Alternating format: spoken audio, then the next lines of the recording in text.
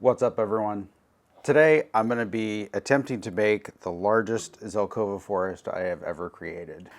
Going big, so to speak, is not usually what I do on this channel, but I've been growing a number of Zelkovas in the growing operation for the last 4 years, and some of them got away from me in this last summer. And so I've ended up with a bunch of Zelkovas that are pretty well suited to a forest, but a larger forest than what I typically create. So I've gone ahead and prepared this large forest tray and added a grid of bamboo to it so that I have tie points for the trees in pretty much any position that I want. So I can add additional tie wires around the bamboo without having to flip over the forest mid-construction. I've also gone ahead and prepped all of the trees by taking them out of their pots, cutting off large roots, and reducing the root balls to a relatively small size. Now, I've done this before with Zelkovas, so I'm not too concerned about this, and if I have any concern, I would either put this forest on a heat mat afterward or put it in my greenhouse. Most likely in this case, I will put it in my greenhouse. So I think the next step here is to just jump in and start thinking about where I'm going to put various trees, how many trees are going to be in the forest, and so on. So when I'm building forests, I almost always start by looking at the largest trees that I'm contemplating including in the composition. And so out of the batch of roughly 30 or so trees that I have available, I have pulled out the 5 largest and am looking at them in relation to each other. So depending on the exact type of forest composition that you want to create, it's kind of interesting to look at the way that the trunks go together and whatnot. And I actually have, I think, what is the biggest trunk here, but as you can see, it's a lot shorter than some of the other ones, and I think it might cause some issues. I think that I want the forest to be a little bit taller than this. So I'm actually just going to set this aside, and despite it being the largest trunk, I probably won't include it in the forest. It looks like this might be destined to be an individual tree.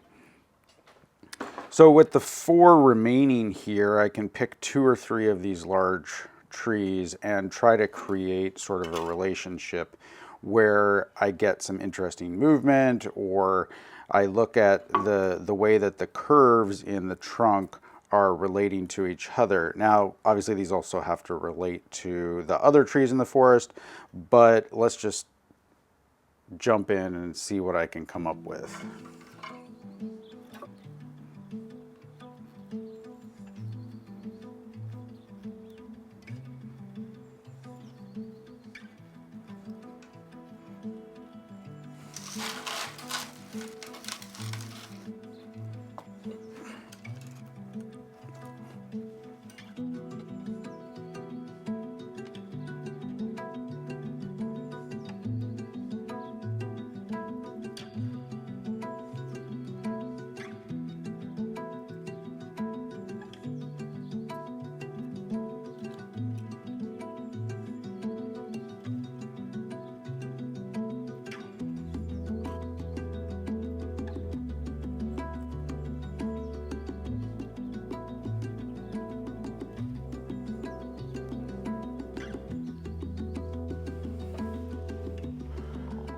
Okay, with 2 pairs of large trees anchored in, I have the sort of foundations of the forest. And from this point, really what I'm doing is trying to accentuate these trees, or just building out the forest in a logical way. So notice that this tree has a lot of directionality to it, whereas the rest of them are somewhat more upright. So I may end up taking off like this long kind of out of scale branch and other height / chunks of this, but I'm going to wait until the forest is more well formed before I do that. So in the meantime, what I'm going to do is start putting some more clumps of trees that are slightly smaller around the main trees that I've installed first.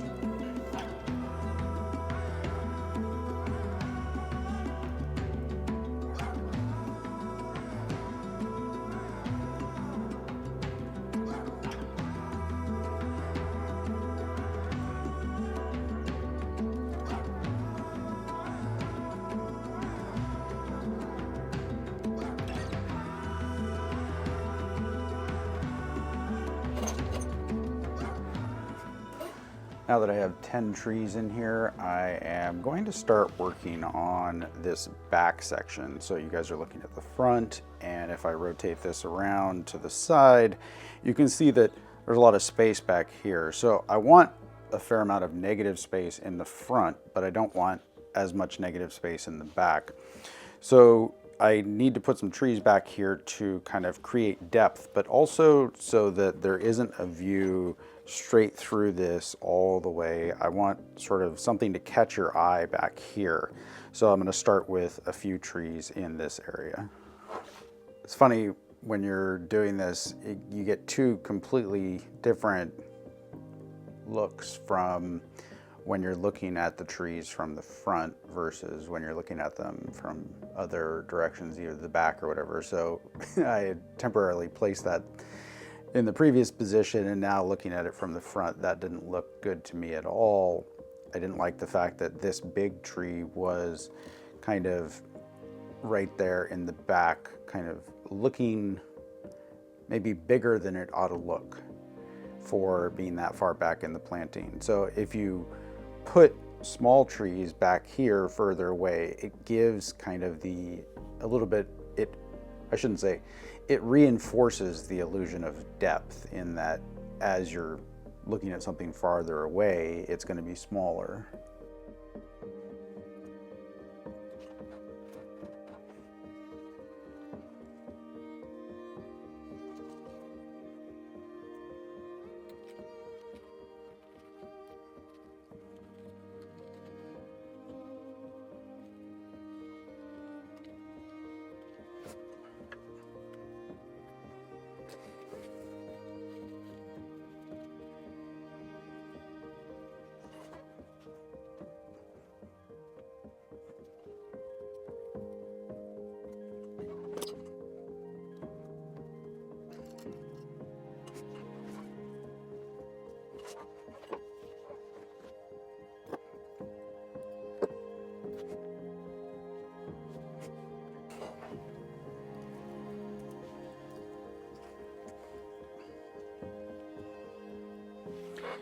All right, well, that's starting to look pretty nice, and I think I'm going to maybe start adding some smaller trees. So all of these trees are sort of from the same batch, but in order to get a really good looking forest, I think I need to add some tiny trees that will give it a little bit more sense of scale.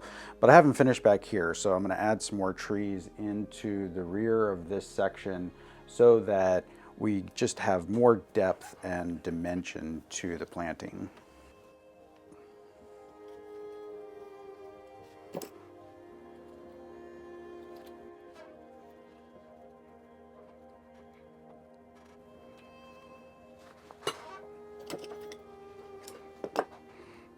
Looking more full, and the addition of these smaller trees allows me to place twigs down lower so that I don't have to wait as long to grow things. But I actually think that the addition of this tree really helped out the back here. So what I'm really looking at is how to fill in this space without just sticking a tree right here, because I want a little bit of a view through there, but I don't want a completely unobstructed one. And the view as it is right now is a little bit too wide open. So I'm gonna look for a couple more trees.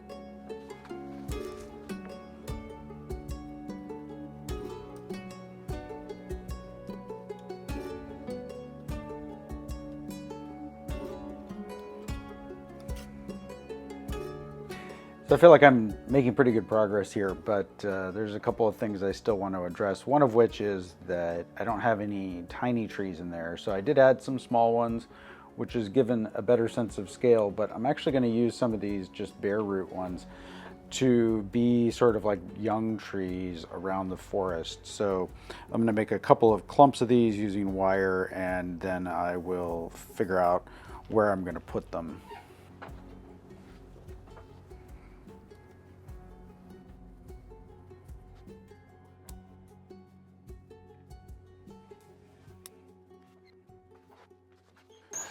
All right, well, I think that might be about it. I can always come back and add a few little trees later if I so choose. The sort of last minute adjustments where I added this tree on the right side to kind of fill out the back. I've added some little teeny trees here in the back as well as some here on the front right corner. It seems like I could add some over here on the front left corner, but for now I'm going to leave it alone and see how the trees grow. So as the last step of the initial formation of this forest, I need to go through and prune off things that are too long, too big, or crossing. So there's a lot of wood up in here, particularly in the larger trees, that is kind of a little bit too big for how far out in the composition it is. In other words, in the center of the composition, we want larger pieces of wood, but as we get to the outside, we really want all of the wood to be very fine and small, kind of like these little twigs, not like this big stuff. So in order to accomplish the final shape of the tree, we really need to come in and cut back some of these long straight sections or sections that are too big. So I'm going to go ahead and do that now.